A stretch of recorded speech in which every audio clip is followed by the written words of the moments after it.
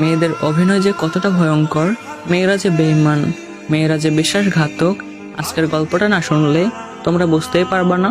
তো গল্পটা সবাইকে শেষ পর্যন্ত শোনার অনুরোধ রইল।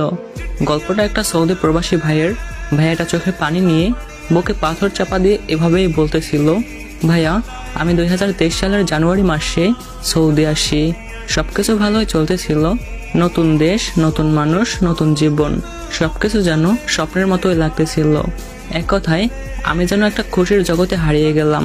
ভাইয়া আমি কখনো রিলেশন করি নাই, ইভেন কোনো মেয়ের সাথে কথা বলতেও আমার কেমন যেন লাগতো, কেমন যেন লজ্জা কাজ করতো, এজন্য কোনো মেয়ের সাথে কথা বলার চেষ্টাও করতাম না। কিন্তু এখানে আসার কিছু মাস পরেই একটা অচেনা নাম্বার থেকে একটা মেয়ে আমাকে নক করে। প্রথমে আমি তেমন পাত্তা দেই নাই, কারণ ওই যে বললাম আমি কোনো মেয়ের সাথে কথা বলতে কমফোর্ট ফিল করি না। কিন্তু মেয়েটা আমাকে একের পর এক মেসেজ করে যেত। একটা পর্যায়ে আমি কৌতূহল নিয়ে তার সাথে কথা বলতে শুরু করি, তার পরিচয় জানতে চাই।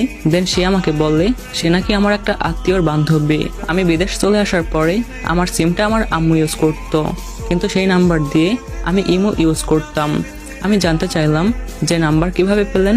সে আমাকে বলল যে আমার আম্মুর কাছ থেকে নাকি আমার আত্মীয় নাম্বার নিয়েছে এবং সেখান থেকে সে নিয়ে আমাকে নক করেছে। আমি কারণ জানতে চাইলাম। দেন সে আমাকে বলল, আপনি নাকি অনেক ভালো, আমার বান্ধবী সবসময় আপনার প্রশংসা করে, এই জন্য ভাবলাম যে আপনার সাথে কথা বলি, একটু খোঁজ খবর নেই। ব্যাপারটাকে আমিও স্বাভাবিকভাবে নিলাম। তো কয়েকদিন অল্প অল্প কথা বলার পরে সে আমাকে তার পার্সোনাল জিনিসগুলো বলতে শুরু করলো। তার আগে নাকি একটা রিলেশন ছিল, সে নাকি একটা ছেলেকে প্রচুর ভালোবাসতো, কিন্তু অজানা কোনো কারণে তাদের নাকি ব্রেকআপ হয়ে যায়। তার কথা বলার মতো কেউ নাই, সবসময় একা একা থাকে, দম বন্ধ হয়ে আসে, এজন্য নাকি আমাকে নক করেছে। আমার সাথে কথা বলে একটু হালকা হওয়ার জন্য আমাকে নাকি নক করেছে। ব্যাপারটা আমিও সহজভাবে নিলাম। ভাইয়া আমি সহজ সরল ছিলাম, গভীরভাবে তেমন কিছু ভাবতাম না। বিষয়টাকে আমি স্বাভাবিকভাবে নিলাম। মনে মনে ভাবলাম যে সমস্যা কি, একটা মানুষ যদি আমার সাথে কথা বলে তার স্বাভাবিক জীবন ফিরে পেতে পারে, তাহলে বলুক, আমার প্রবলেম কি।